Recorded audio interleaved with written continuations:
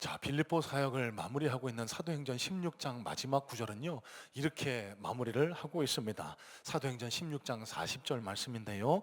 두 사람이 옥에서 나와 루디아의 집에 들어가서 형제들을 만나보고 위로하고 가니라. 자, 여러분, 사도행전 17장을 본문으로 하고 있는 오늘 말씀에 왜 16장 전장의 마지막 절을 함께 다시 살펴봤을까요? 자, 여러분, 사도행전 16장 마지막 절에 간이라라고 표현된 이 동사의 주어를 우리가 한번 주목해 볼 필요가 있습니다. 여러분, 사도 바울 일행은 총 4명이라고 말씀을 드렸죠. 바울과 실라, 디모데, 그리고 의사 누가. 여러분, 누가복음을 기록한 의사 누가가 지금 이 상황을 말하고 있는 화자입니다. 그러면 빌립보 성에서의 사역을 마무리하고 데살로니가로 다음 지역으로 떠날 때에는 누가 자신을 포함한 우리라고 해야 되는데요. 40절에 기록된 간이라라는 동사의 형태를 살펴보면요, 3인칭 복수형입니다. 그러니까 영어로 하면 they, 그들이라고 표현을 했는데요. 여러분, 누가가 실수한 게 아닙니다. 사도행전 16장의 전체 맥락을 살펴보시면은요, 그 빌립보성에 도착해서 귀신 들린 여인을 만나고 그 귀신 들린 여인에게서 귀신을 쫓아내 주기까지는 그 모든 동사의 주어가 우리라는 we, 그러니까 화자 누가를 포함한 우리라고 기록이 되어 있지만, 이 바울과 실라가 끌려가서 매맞고 옥에 갇힌 이후부터는 they, 그들이라고 3인칭 복수형으로 기록되고 있습니다. 자, 그러면 빌립보성을 떠날 때는 누가도 같이 갔으면 우리라고 기록해야 될 텐데 왜 그들이라고 했을까요? 여러분, 이 사실을 통해서 누가는요, 이 빌립보성에 혼자 떨어져 남았다는 것을 우리는 알 수 있습니다. 왜일까요? 아마 바울이 부탁을 했던 것 같습니다. 누가 선생, 여기 이제 막 예수 믿고 이제 막 교회를 이루게 된 이 어린 그리스도인들이 있는데 우리가 떠나가면 또 넘어지고 쓰러지고 신앙이 무너질까, 그게 걱정이 됩니다. 선생님이 남아서 이분들을 좀 돌봐주시고 이분들을 좀 양육해 주시고 이분들의 신앙을 좀 세워주실 수 있도록 좀 남아주세요, 부탁을 했을 테고, 아마 의사 누가는요, 이 바울의 요청을 선뜻 받아들였을 것으로 예상이 됩니다. 여러분, 교회는 그냥 되지 않습니다. 이름도 없이 빛도 없이 헌신하고 수고했던 오늘 본문의 누가처럼, 여러분, 바울의 사역에 동참하는 것 얼마나 영광스러운 길입니까? 애당초 바울의 이 역사적인 전도행에 동참하고자 자기 직업도 내려놓고 바울의 전도 팀에 합류했던 의사 누가는요, 바울의 요청에 하나님의 부르심 앞에 자기의 욕심과 이기적인 생각을 다 내려놓고 그 빌립보 성에 남아 그 어린 그리스도인들을 돌보는데 자기의 사역, 자기의 일생을 바치기로 결단합니다. 여러분, 이 의사 누가와 같은 분들 때문에 이 땅에 교회가 일어나고 저와 여러분들과 같은 신앙인들이 잘 성장할 수 있다고 믿습니다. 어제 회복 캠프를 지나갔는데요, 이 회복 캠프도 그냥 되는 것 아니죠. 하루 종일 수고하고 헌신한, 보이지 않는 곳에서, 주방에서, 안내로, 진행팀으로, 찬양팀으로 수고하고 헌신해 주신 분들이 여러 분 계시고요. 이렇게 사람들 앞에 빛도 나지 않고 이름도 드러나지 않지만 수고하고 헌신해 주신 이 누가 같은 분들 때문에 교회가 아름답게 일어나고 많은 분들이 은혜의 잔치를 경험할 수 있게 되었다는 사실, 여러분, 이분들을 마음껏 축복해 주시고 감사의 인사를 전해 주시기를 바랍니다. 그리고 지금도, 오늘 이 하루도 각자 서 계신 곳에서 이름도 빛도 없이 수고하고 헌신하시는 분들께 하나님께서 반드시 하늘의 좋은 상급으로 이 땅에서도 기름진 축복으로 함께해 주실 줄로 믿습니다. 자, 이제 본격적으로 사도행전 17장을 살펴보겠습니다. 1절입니다. 그들이 암비볼리와 아볼로니아로 다녀가 데살로니가 이르니 거기 유대인의 회당이 있는지라. 자, 먼저 지도 한 장을 보겠습니다.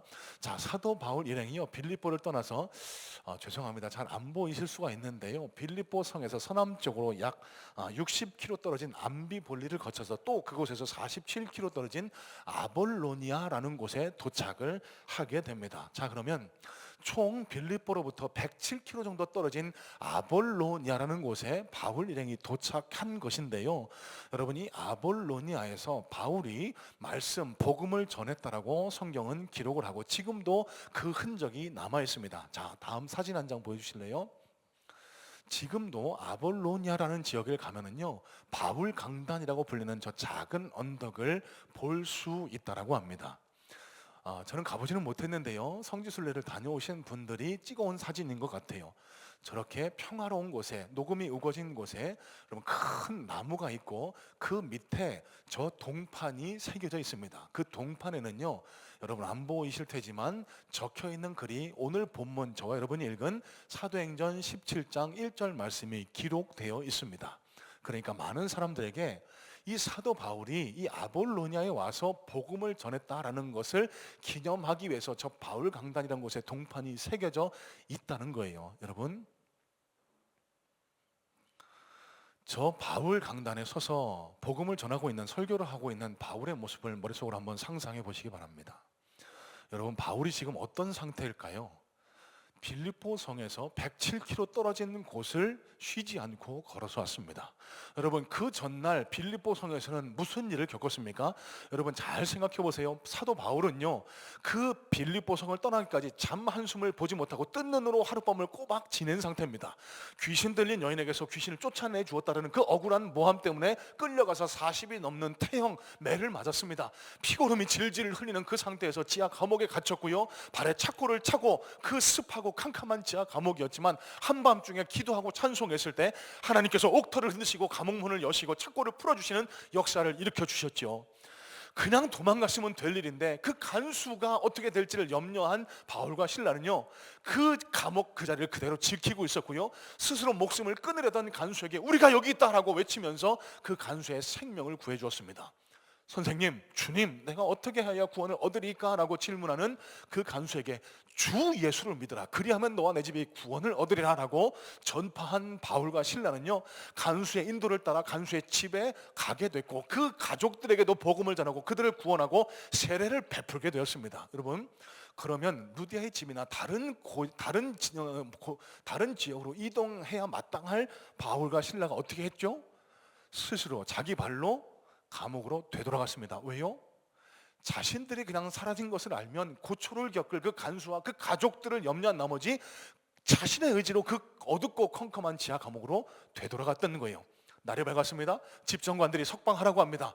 너희들이 왜 로마 사람인 우리를 정식 재판도 거치지 않고 이렇게 지하 감옥에 가뒀느냐고 항의를 한 뒤 그 사람들이 와서 사과합니다. 그들의 사과를 받고 나서 야, 루디아의 집에 가서 믿음의 형제들과 인사하고 빌립보 성을 떠났다라고 성경은 기록을 하고 있습니다. 여러분 보세요. 바울과 실라가 쉬었습니까? 잤습니까? 아니요. 뜬 눈으로 하루를 세운 상태에서 그 먼 길 107km입니다. 여러분, 하루에 얼마나 사람이 걸어갈 수 있을까요? 약 한 25에서 30여 킬로를 하루에 걸을 수 있다고 생각했을 때 여기 빌립보에서 아볼로니아는 물론 나흘이 걸리는 험하고 먼 여정이었습니다. 지친 육신을 이끌고 뜬 눈으로 밤을 지새운 채 그 일정을 재촉했던 바울이 아볼로니아에 도착하자마자 한 일이 뭘까요? 그 언덕에 사람들이 모여 있었던 거예요. 그 언덕에 올라가서 사람들에게 복음을 전했던 겁니다. 예수가 그리스도시다, 주 예수를 믿어야 우리가 구원을 받습니다. 여러분, 이 사실을 머릿속에 가슴에 품고 다시 한번 이 본문의 장면을 머릿속으로 한번 그려보시길 바랍니다. 여러분, 저는요, 말씀을 준비하면서 이 바울 강단에 서서 설교하고 있는 바울의 모습을 머릿속에 그려보니까요, 마음속에 가슴 칭한 감동이 밀려오는 것을 느끼게 됐습니다. 쉬지 않았습니다. 지치지 않았습니다. 그 먼 길을 달려와서 그 피곤하고 상한 육신을 이끌고 사람들이 있는 것을 보자마자 그들 앞에 서서 복음을 전했던 그 사도 바울, 여러분, 그 열정 넘치는 모습, 그 하나님 나라를 향한 그 뜨거운 열정, 여러분, 저와 여러분들에게도 이 바울과 같은 열정이 요만큼이라도 남아있다고 생각하실까요? 여러분, 바울이 왜 이런 험하고 먼 여정, 쉬지도 않고 먹지도 않고 왜 이런 일을, 이 험난한 여정을 계속 걸어갈 수 있었을까요? 예수 그리스도 십자가 복음 때문에 그렇습니다. 나 같은 죄인 구원하신 그 예수님의 십자가 구원의 은혜가 너무너무 감사해서 일평생을 주님께 바치겠다라고 각오하고 헌신하고 눈물로 고백했고요, 그 약속을 하나님 앞에 지켜드리고자 그 멀고 험난한 여정도 마다하지 않고 그 바울 강단에 서서 복음을 전했던 바울이 바로 저와 여러분이 오늘 만나고 있는 바울이라는 사실입니다. 여러분, 저와 여러분들에게도 이때가 있지 않았습니까? 처음 예수 믿었을 때 나 같은 죄인 살리신 그 은혜가 너무 감사해서 눈물 뿌리며 나 이제 주님을 위해 살겠노라고, 내 일생은 이제 주님의 것이라고. 여러분, 그런데 그 하나님 나를 향한, 주님을 향한 뜨거운 열정이 지금도 남아 있으실까요?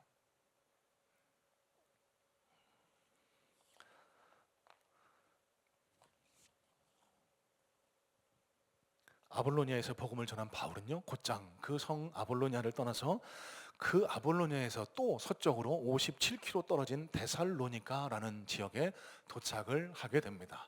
아볼로니아에서 또 약 한 이틀이 걸리는 땅에까지 이르렀던 거예요. 자, 빌립보에서부터 데살로니가까지 총 거리를 한번 생각해 보겠습니다. 무려 164km에 이르는 먼 거리입니다. 여러분, 이 데살로니가는요, 당시 마게도냐의 행정 수도였습니다. 약 한 20만 명이 모여 살고 있던 큰 대도시였어요.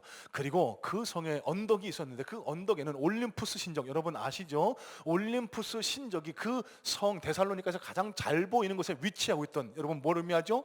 한라 신화가 판치는 곳입니다.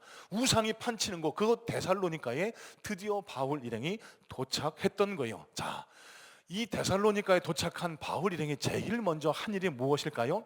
회당을 찾아갔다라고 성경은 기록합니다. 자, 2절 말씀 보겠습니다.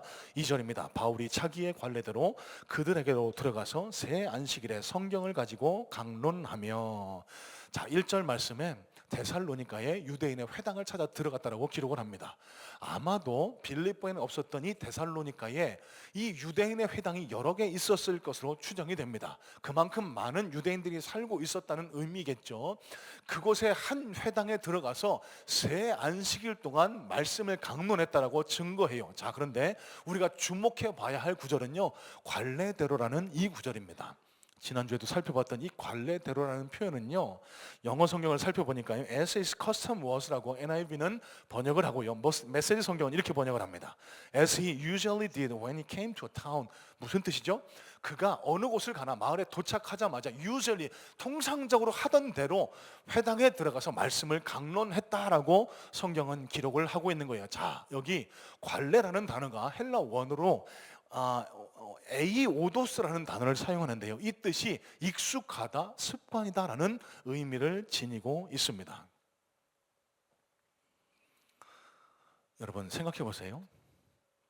빌립보에서 심한 매를 40대 이상 맞았습니다. 뜬 눈으로 밤을 새우면서 구원의 역사를, 그 사역을 감당해냈습니다. 그 성 빌립보를 떠나자마자 무려 107km 떨어진 아볼로니아에서도 바울 강단에 올라가 복음을 전했을 뿐 아니라 그곳에서 또 이틀길을 걸려 도착한 데살로니가에 가서도요, 쉬지 않았습니다. 휴양하지 않았습니다. 관광하지 않았습니다. 그 데살로니가 성에 도착하자마자 바울 일행, 특별히 사도 바울이 한 일은요, 관례대로, 습관대로 유대인의 회당을 찾아가서 그곳에서 설교를 했다. 얼마 동안? 새 안식일, 3주 동안이라는 의미입니다. 새 안식일 동안 회당을 찾아 계속 말씀을 강론하고 복음을 전파했다라고 성경은 기록을 하고 있는 거예요. 여러분, 이 사도 바울의 뜨거운 열정, 어디를 가나 복음을 전하고 복음의 사람으로서의 삶을 살았던 사도 바울의 열정은요, 그냥 된 것이 아니었습니다. 오늘 관례대로라는 이 표현이 습관이다라고 기록을 하고 있는 것처럼, 그런 의미를 지니고 있는 것처럼 바울에게는요, 이런 습관이 있었던 거예요. 바울은요, 어딜 가나 복음을 전파하는 습관, 관습이 있었고요. 그래서 어딜 가나 먼저 내 육신의 안위, 내가 뭘 먹지, 내가 어디 가서 편히 쉬지, 내가 어디 가서 좋은 것 즐기지, 이런 것을 바라봤던 것이 아니고요. 어떻게 해야만 내가 복음을 사람들에게 전할 수 있을까? 어떻게 해야만 내가 이 예수 그리스도 십자가 복음을 그 믿지 않는 이방인들에게 전할 수 있을까? 이게 습관처럼 그에게 녹아들어 배어 있었다는 의미입니다.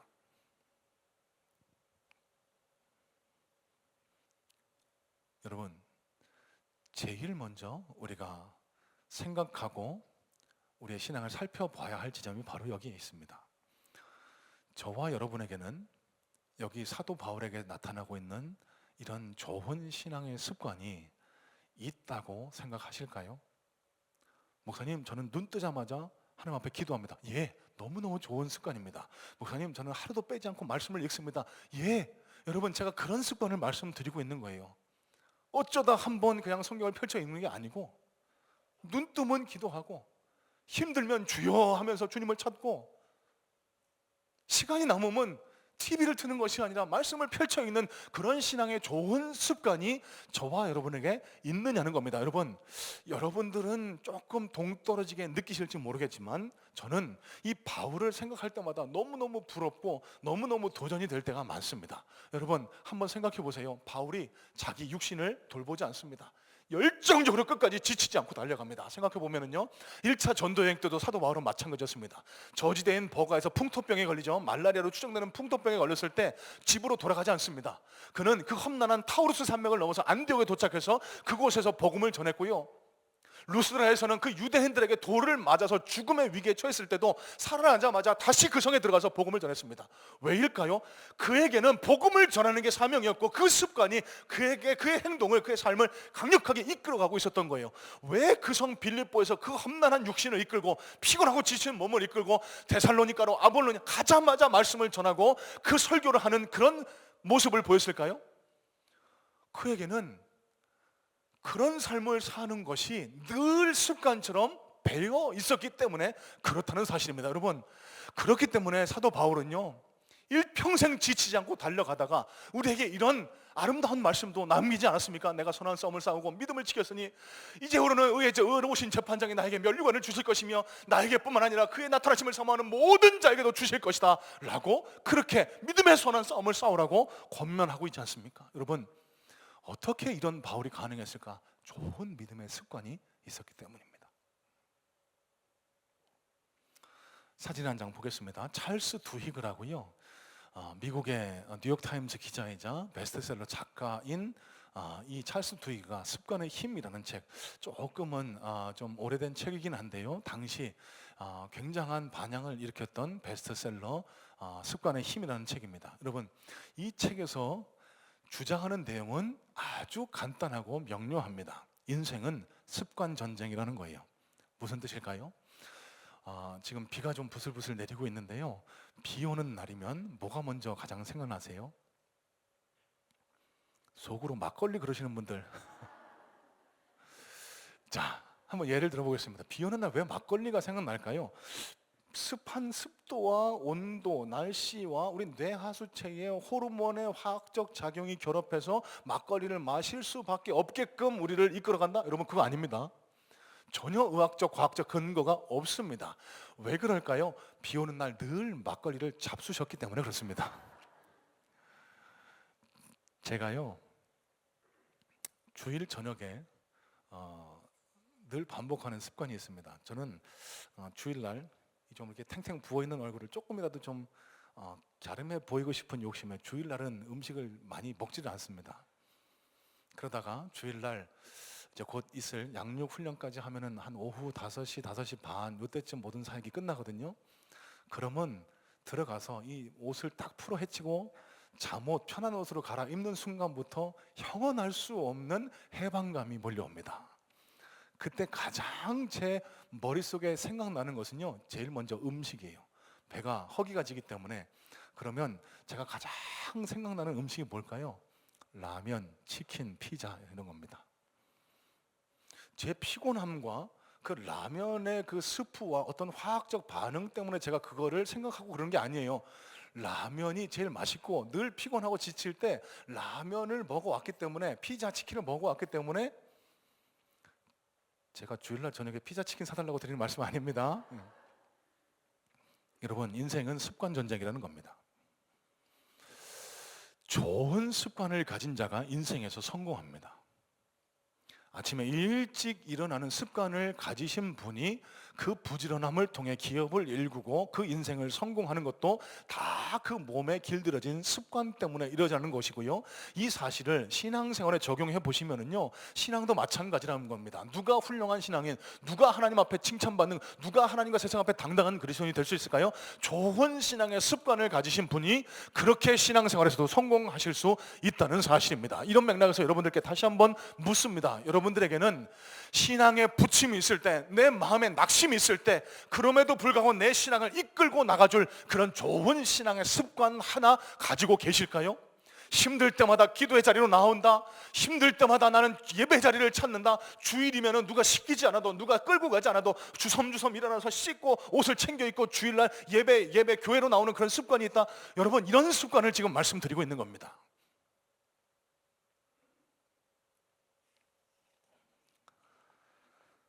여러분, 사도 바울의 이 좋은 습관도요, 그냥 만들어진 것은 아니었습니다. 여러분, 습관을 몸에 배게 하는 것은 정말 피땀 흘린 노력을 요구합니다. 좋은 습관일수록 더욱 그렇습니다.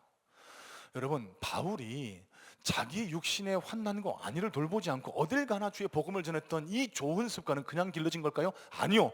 그도 끊임없는 분투를 했던 겁니다. 계속 싸움을, 그 좋은 습관을 길러내기 위해 피땀 흘린 노력을 기울여 왔던 겁니다.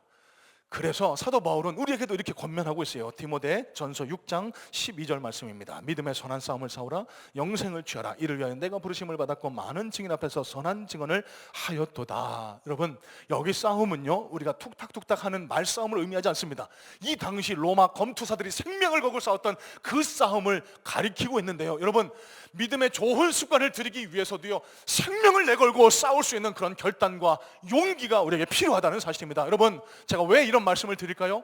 매일매일 성경을 읽는 건 결단코 쉽지 않습니다. 여러분, 믿음의 선한 싸움을 싸워 가실 수 있기를 주님의 이름으로 축복합니다. 여러분, 힘들고 그냥 유튜브 보고 싶고 그냥 드라마 보고 싶을 때 싸워 나가는 거예요. 그래도 성경을 펼쳐서 읽으시면은요, 하루, 이틀, 일주일, 한 달, 1년이 되면은요, 어느샌가 자연스럽게 시간이 나면 하나님의 말씀을 펼쳐 있는 좋은 습관이 여러분들 속에 물들어 있을 거고요. 그 좋은 습관이 여러분이 신앙에 부침이 있을 때, 여러분 삶에 환난과 고난이 있을 때 성경을 펼쳐 읽어서 하나님의 위로의 말씀을 읽게 하시고 먹게 하시고 그 말씀의 인도하심을 받아서 다시 일어날 수 있는 힘과 용기를 우리에게 제공해 줄 수 있다는 사실입니다. 신앙생활이 마라톤이다라고 말씀하시면서 평생 달려가야 할 마라톤이니까 설렁설렁 해야 된다라고 말씀하시는 분들 계세요. 맞을까요?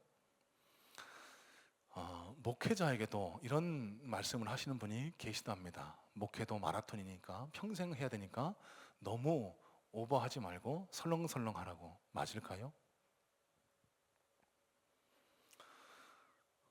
여러분, 이재철 목사님의 책에 기록된 내용입니다. 42.19km를 달려가야 하는 마라톤 선수들을 상상해 보시기 바랍니다. 그 긴 거리를 달려가야 되기 때문에 설렁설렁 뛰어갑니까? 아니요. 생명을 걸고 뛰어갑니다. 최선을 다해서 전 구간을 열심히 뛰어가야 그 레이스에서 성공할 수 있는 것처럼요, 여러분, 우리 신앙도요, 설렁설렁해서 성공할 수 없습니다. 그저 설렁설렁 편안하게, 여러분, 이런 신앙생활은요, 늘 부침이 있게 마련이고 늘 세상 풍파에 흔들리면 넘어지게 마련이고, 그래서 또 넘어져서 주여 이러는 연약한 신앙에 머물 수밖에 없다는 사실. 여러분, 어떻게 해야만 우리가 이 신앙의 성공을 담보할 수 있을까요? 믿음의 좋은 습관을 길러 나가는 겁니다. 평상시에 말씀을 늘 가까이 하고요. 여러분, 양육훈련 프로그램이 왜 교회에서 준비되고 왜 여러분들께 권면할까요? 여러분들을 괴롭혀 드리려고 하는 게 전혀 아니라는 사실이에요. 늘 반복해서 드리는 말씀입니다. 여러분 신앙의 좋은 습관을 길러 드리기 위해서 양육훈련이 진행되고 있습니다. 말씀을 더 가까이 하고 하루에 어느 정도 이상씩 하나님을 대면하는 기도의 시간을 갖도록 하고, 그리고 사람들을 위해서 그 그리스도의 향기를 드러낼 수 있는 봉사와 헌신의 습관을 길러드리기 위해서 양육훈련이 교회에서 준비되고 여러분들을 권면하고 있다는 거예요. 여러분, 결단하고 참여하시기를 주님의 이름으로 축복합니다. 성경 통독 369 운동이 여러분들 신앙에 있어서 좋은 신앙의 습관을 길들여 드릴 수 있는 그런 계기로 작동할 수 있기를 소망해요. 여러분, 그래서 우리 모두가 신앙의 좋은 습관을 가지고 있는 진짜 그리스도인이 되어서 하나님과 세상 앞에 당당한 그리스도인으로 우뚝 서는 그런 우리 성문의 모든 지체들 되시기를 주님의 이름으로 축복합니다. 자, 두 번째입니다. 3절과 4절 말씀을 한번 살펴보겠습니다. 3절로 4절입니다. 뜻을 풀어 그리스도가 해를 받고 죽은 자 가운데서 다시 살아나야 할 것을 증언하고 이르되 내가 너희에게 전하는 이 예수가 곧 그리스도라 하니 그 중에 어떤 사람 곧 경건한 헬라인의 무리와 큰 무리와 적지 않은 귀부인도 권함을 받고 바울과 신라를 따르나. 자, 데살로니가에 머물렀던 바울이요, 새 안식일, 그러니까 3주 이상입니다. 새 안식일에 걸쳐서 강론한 내용을 3절 4절 말씀이 명확하게 기록해 주고 있습니다. 뭐라고 얘기하죠? 이 그리스도가 곧, 예수가 곧 그리스도다. 이 예수가 곧 구세주시다, 메시아다. 예수를 통해서만 구원이 있고 예수를 통해서만 우리가 천국에 이를 수 있고 예수를 통해서만 우리가 하나님 자녀가 될 수 있다. 이 복음의 핵심을 명확하게 전달했던 거예요. 자, 여러분, 그냥 넘어갈 수가 없어서 또 설명하게 됩니다. 최근에 넷플릭스에서 나는 신이다라는 다큐멘터리가 유행을 하고 있다고 합니다. 사진 보여주실래요? 이 땅에 내가 메시아다라고 자처하면서 이 땅의 교회와 하나님의 나라를 먹지를 않은 이런 이단 사이비 종교 집단들에 대해서 지금 다큐멘터리로 보여주고 있다고 해요. 그 중에 가장 큰 반향을 일으키고 있는 것이 JMS, 정명석이라는 집단. 여러분 보시는 사진 속 인물입니다.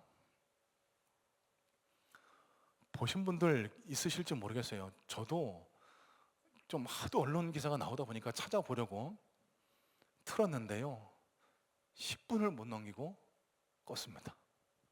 못 보겠더라고요. 좀 선정적이고 그런 걸 차치하고서라도 너무 가슴에 막 화가 나고, 그 화는요, 안 그래도 지금 이 세상에서 욕먹고 지탄받고 그래서 복음을 가로막는 목사들이 많은데 저 따위 것이 또 목사라고 또 이렇게 언론에 나오니까 어떻게 이 땅의 교회를 세상 사람들이 바라보겠느냐, 그 마음도 있지만 자기가 메시아라고 하면서 이 이상한 짓거리를 일삼는 저 사람을 따라가는 그 추종자들을 바라보고 있는데 너무 마음이 답답하고 마음이 힘든 거예요. 제가 어느 장면에서 탁 껐냐면요, 여러분 죄송합니다, 용서하세요. 그 다 모자이크 처리를 했습니다만 잘 기억이 나지 않습니다. 한 6, 7명, 7, 8명의 여성들이 그 옷을 벗은 나체로 주님 저와 함께 목욕해요 막 그러면서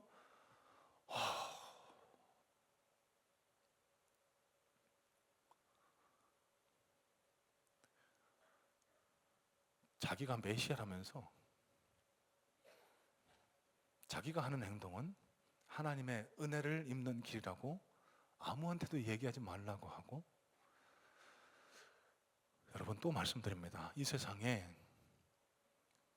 하나님을 대신할 수 있는 인간은 그 어디에도 없습니다. 사람이 하나님의 자리를 대신할 수 없습니다. 하나님께로 인도하는 통로, 창구가 되어야 할 목사가 나를 믿으라고 하는 순간 그 집단은 이미 변질되고 그 집단은 이미 이단 사이비가 된 겁니다. 본문의 바울이 우리에게 알려주잖아요. 이 예수가 곧 그리스도다.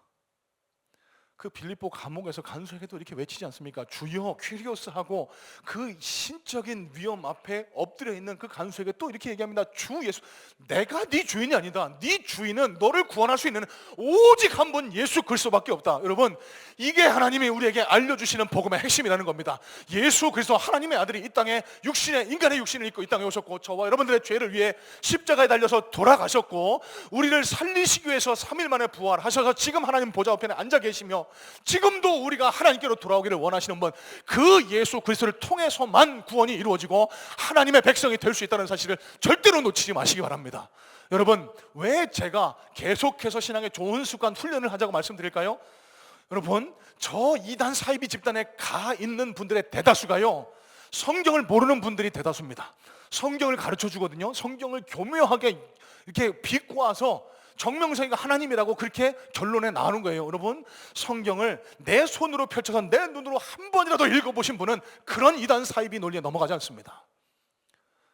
성경을 붙들고 있어야만 우리 자신도, 우리 신앙도 지킬 뿐 아니라 우리 가족도, 우리 교회도 건강하게 지켜낼 수 있다는 사실입니다. 여러분, 그래서 말씀을 가까이 하실 수 있어야 되는 거예요.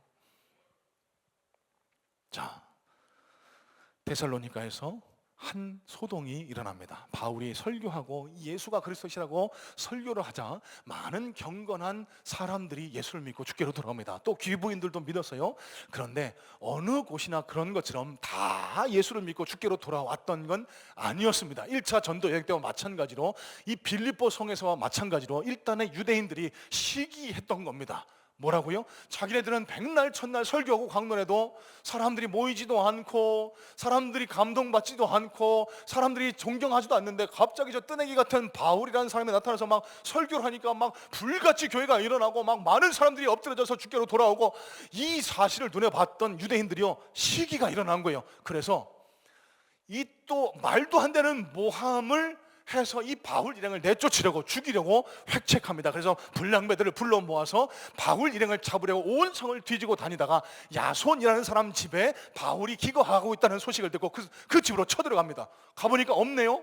그 대신에 야손과 그 집에 머물고 있던 믿음의 형제들, 아마 실라와 디모데도 포함되지 않았을까라고 추정을 합니다. 정확히는 알 수 없습니다만 그들을 붙들고 가서 그들을 감옥에 가두는 것이 오늘 본문에 나타난 데살로니가에서 일어난 소동입니다. 자, 여러분, 이 구절에서 우리가 눈여겨볼 구절은요, 야손이라는 인물은 과연 누구고 왜 이 야손의 집에서 이런 소동이 일어났을까? 자, 여러분, 야손이요, 이 바울 일행을 자기 집으로 맞아들였다, 자기 집에 기거하게 했다, 마치 빌립보성의 루디아처럼 자기 집에 돌보아줬다라고 우리는 생각해 볼 수 있습니다. 어떻게 알 수 있을까요? 7절 말씀입니다. 야손이 그들을 맞아들였도다라고 유대인이 정죄하는 이 구절에서 맞아들였다라고 하는 이 구절이 헬라어로 휘포데코마이라는 단어를 사용하는데요, 영접하다, 환영하다라는 의미를 지니고 있습니다. 자, 그러면 우리는 이렇게 추정해 볼 수 있습니다. 야손이라는 그 데살로니가에 머물던 한 사람이요, 바울의 설교를 접하고 예수를 영접한 겁니다. 그리스도인이 된 겁니다. 그러고 보니까요, 이 바울 일행이 적당한 거처도 없고 제대로 지금 식사도 제대로 못하고 있는 거거든요. 그 마음을 하나님께서 열어주셔서 기쁜 마음으로, 환영하는 마음으로 그 바울 일행, 여러분 몇 명이죠? 바울, 실라, 디모데, 장정 3명입니다.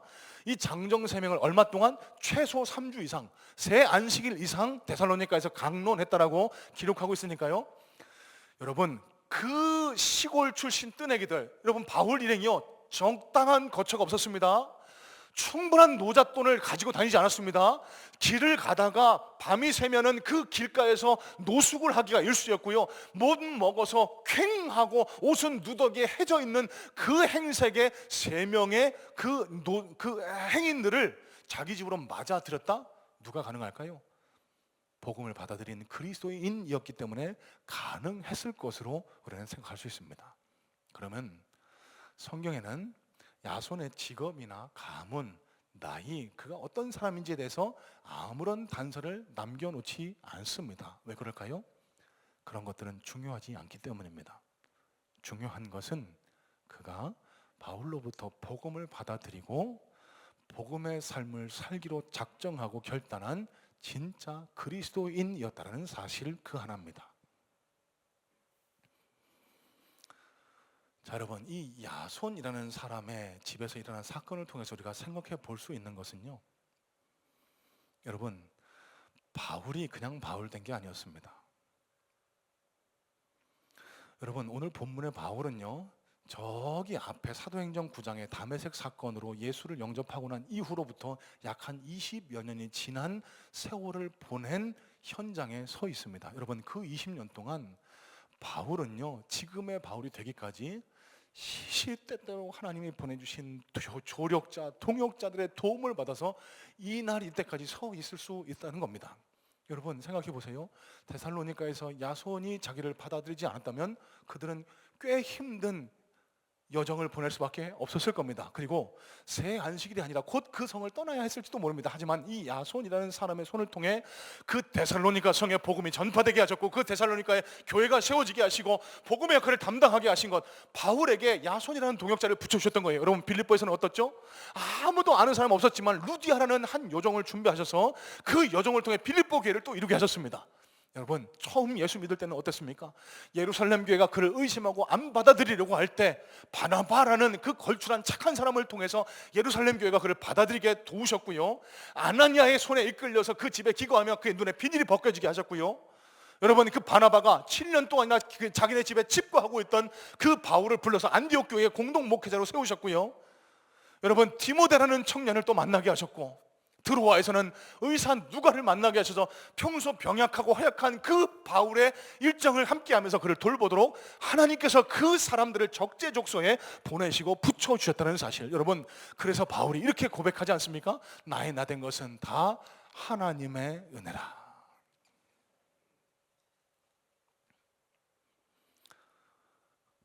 여러분, 오늘 본문의 바울의 모습이 바로 저와 여러분들의 모습과 겹쳐지지 않습니까? 저와 여러분들이 지금 이 자리에 있기까지 그냥 저절로 됐다라고 생각하시는 분은 아마 한 분도 안 계실 겁니다. 우리를 양육하시기 위해서 수고와 눈물과 땀을 아끼지 않으셨던 부모님들의 헌신이 1차적으로 있었고요. 저와 여러분들이 필요할 때마다 적재적소 곳곳 시시때때로 하나님이 보내주신 하나님의 사람들을 통해서 어려움도 많고 힘든 일도 있었지만 그때마다 힘을 얻고 도움을 얻고 용기를 얻어서 지금 저와 여러분이 이 자리에 서 있다라고 생각하지 않으실까요? 여러분, 오늘 하루 지금 이날 이때까지 평안하게 이 땅에서의 삶을 걸어오게 하신 하나님의 은혜에 깊이 감사할 수 있는 한 날이 되시기를 주님의 이름으로 축복합니다. 저와 여러분이 그냥 된 게 아니고요, 하나님은 한 번도 우리를 그냥 내버려 두거나 고아처럼 버려두지 않으시고 시시때때로 힘들 때는 위로해 주시고, 사랑하는 아들아 내가 너와 함께 하고 있다, 우리를 다시 손잡아 일으켜 주시기도 했고요, 우리가 낙담에 넘어져 있을 테면 힘을 내라, 내가 의롭고 강한 내 오른팔로 너를 도와줄 것이다, 우리를 다시 일으켜 세워주셔서 용기와 희망을 다시 선물해 주시기도 했고요, 우리가 필요할 때마다 하나님의 사람들을 붙여주셔서 믿음의 용기를 얻게 하시고 다시 일어설 수 있게 하시고 열심히 이 길을 달려올 수 있게 도와주신 것 모두가 다 하나님의 은혜라는 사실을 잊지 마시고 그 하나님의 은혜에 깊이 감사할 수 있는 우리 저와 여러분들이 다 되시기를 주님의 이름으로 축복합니다. 그리고 하나님께서 보내신, 내가 지금 이 날에 내게 되기까지 내 곁에서 나를 도와온 하나님의 사람들, 1차적으로는 우리의 부모님이 될 수 있겠죠. 그 부모님께 마음껏 감사를 표하는 한 날이 되었으면 좋겠습니다. 여러분, 오늘이 어버이날은 아니지만 말씀의 은혜를 따라 언제건 우리 부모님들께 감사합니다, 사랑합니다, 그 감사와 존경, 그 은혜에 대한 감사를 표현할 수 있으면 좋겠어요. 또 지금 내가 있기까지 내 곁에서 나를 위해 기도해주고 나를 세워주기 위해서 열심히 도왔던 그 믿음의 동역자들에게 감사의 마음을 표현할 수 있는 한 날 되실 수 있기를 주님의 이름으로 축복합니다. 그래서 우리 마음속에 감사가 흘러넘치고 하나님 은혜에 대한 감사, 내 주변 사람들에 대한 감사가 흘러넘침으로 인해서 다시 한번 우리 삶 속에 감동이 흘러넘쳐 우리의 관계가 원만해지고 하나님과의 관계가 더 깊어지는 그런 은혜의 역사를 우리 모든 성문의 성도님들이 경험하시게 되기를 주님의 이름으로 축복합니다. 자, 여러분, 말씀을 이렇게 정리하겠습니다. 오늘 두 가지 말씀을 나눴습니다. 하나님께서요, 이단과 사이비가 판치는 이 험한 세상에서 우리에게 요청하시는 것은 아주 명확해 보입니다. 본문의 바울처럼 어디 가도 당당한 예수의 향기를 풍겨내는 진짜 그리스도인이 되라는 것입니다. 자, 그러면 우리에게 무엇이 필요할까요? 결단해야 합니다. 도전해야 합니다. 어떤 결단, 어떤 도전이요? 믿음의 좋은 습관을 들이겠다라는 결단이 저와 여러분들 속에 생겨날 수 있어야 합니다. 여러분, 오늘부터라도 성경을 펼쳐서 읽으세요. 오늘부터라도 마음을 열고 양육훈련에 동참하세요. 오늘부터라도 눈을 뜨거나 시간이 있을 때 하나님과 대화로, 기도로 호흡하는 저와 여러분들이 되시기를 주님의 이름으로 축복합니다. 그럴 때 하나님과 늘 동행하는 진짜 그리스도인이 되실 때 하나님께서 저와 여러분의 삶에 놀라운 능력의 역사, 기적의 역사, 놀라운 치유와 회복의 역사를 허락해 주실 줄로 믿습니다. 또 지금의 내가 있기까지 계속 나를 이끄시고 도우시고 보호하셨던 그 하나님의 은혜에 진심으로 감사할 수 있는 한 날 되시고, 그 하나님이 보내셔서 지금의 나를 있게 한 우리 사랑하는 부모님과 내 주변의 이웃들에게 정말 감사합니다, 사랑합니다, 마음껏 감사의 마음을 표현할 수 있는 귀한 감사의 하루가 될 수 있기를 주님의 이름으로 소망하고 축복합니다.